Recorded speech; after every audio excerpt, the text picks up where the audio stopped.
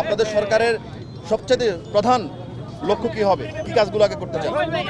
না, দুইজন প্রতিমন্ত্রী আছেন, তারা আমার সহযোদ্ধা এবং সহযোগী হবেন, বাধার কারণ হবেন না, তারা হবেন সাহায্যকারী। এবং এখানে প্রায় 3টি মন্ত্রণালয় পরিপূর্ণ, এবং একটিকে যদি বলেন 2টি মন্ত্রণালয় বলতে পারেন। 4জন সচিব আছেন ওখানে। তো এই মন্ত্রণালয়গুলিতে কাজ করার জন্য আমার একের পক্ষে তো সম্ভব নয়, আরও 2জন সহকারী দরকার, এবং দল সেটা বিবেচনা করে 2জন সহকারী দিয়েছে। যার ফলে আমি মনে করছি যে তারাও তরুণ, তারাও ছাত্রনেতা, আমার সাথে তাদের একটা সম্প্রীতির সম্পর্ক আছে।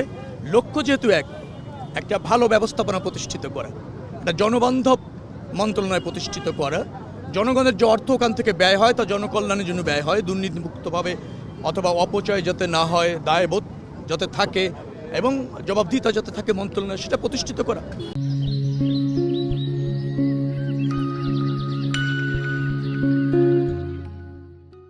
তাদের সাথে তো তারই সহযোদ্ধা, এবং তারাও তাই চায়।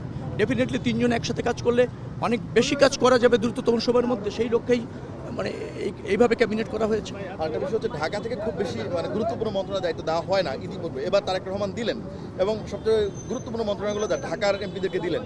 ঢাকার আসলে কতটুকু উন্নতি হবে, নাকি সারা বাংলাদেশের আসলে উন্নতি? না, যে মন্ত্রণালয়গুলি আছে ঢাকাকে চিন্তা করলে তো হবে না। ঢাকা সিটি কর্পোরেশনই কিন্তু ঢাকার মেজর কাজগুলি করে কর্পোরেশনের মধ্যে।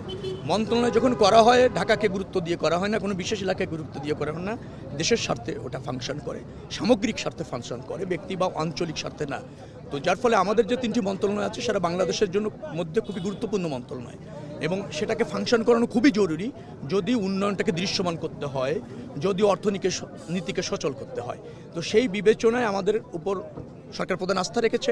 ডেফিনেটলি এই আস্থার মর্যাদা আমরা কর্মের মাধ্যমে এবং জবাবদিহিতার মাধ্যমে জনগণের কাছে প্রতিষ্ঠিত করতে সক্ষম হব, এবং সরকার প্রধানও আমাদের কর্মে সন্তুষ্ট থাকবেন।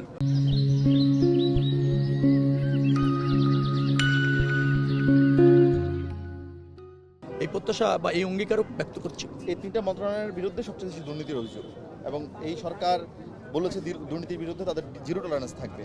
আপনার সরকার বা আপনার মন্ত্রণালয় এই দুর্নীতি হ্রাস করা, সে সঙ্গে বিভিন্ন প্রকল্পের নামে হরিলুট হওয়া, এর আগে আপনারা যেভাবে সমালোচনা করতেন যে অতিরিক্ত ব্যয় করা, এগুলোর বিষয়ে আপনারা কি জ্ঞাতসারে হওয়ার কোনো সুযোগ নেই। আর বেশি দুর্নীতি আছে, আপনার কথা যদি সত্যি হয় তাহলে বুঝতে হবে যে ওই দুর্নীতিমুক্ত করার জন্যই আমাদের এই 3জনকে দায়িত্ব দেওয়া হয়েছে, আমাকে প্রদান করে। তো ডেফিনেটলি ওইটা আমার সরকার প্রধান যেহেতু আস্থা রেখেছে, আর জনগণ যেহেতু আমার দলের উপর আস্থা রেখে সরকার গঠন করতে দিয়েছে, তো সেটাই হচ্ছে তো আমাদের কাজ। নিশ্চয়ই সুসংবাদ পাবেন, শুধু একটু ধৈর্য রাখবেন আর বস্তুনিষ্ঠভাবে সবকিছু বিবেচনা করবেন।